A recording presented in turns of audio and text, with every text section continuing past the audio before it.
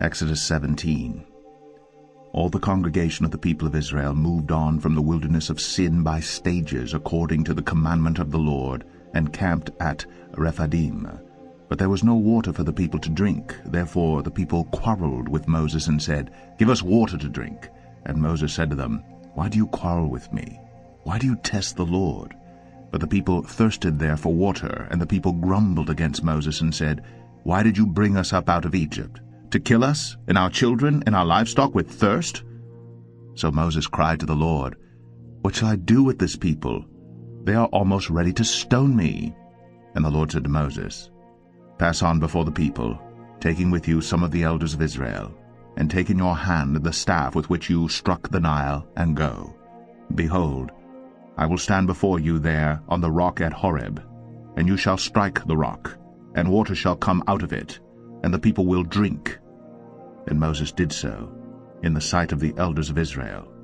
And he called the name of the place Massah and Meribah, because of the quarreling of the people of Israel, and because they tested the Lord by saying, "Is the Lord among us or not?" Then Amalek came and fought with Israel at Rephidim.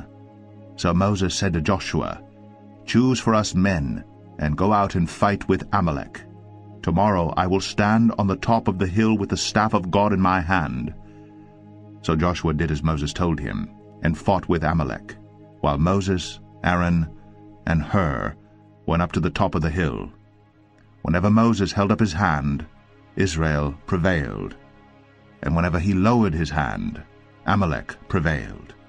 But Moses' hands grew weary, so they took a stone and put it under him, and he sat on it, while Aaron and Hur held up his hands, one on one side and the other on the other side, so his hands were steady until the going down of the sun. And Joshua overwhelmed Amalek and his people with the sword. Then the Lord said to Moses, "Write this as a memorial in a book, and recite it in the ears of Joshua, that I will utterly blot out the memory of Amalek from under heaven."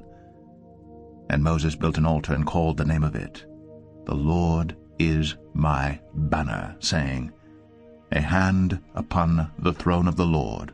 The Lord will have war with Amalek from generation to generation."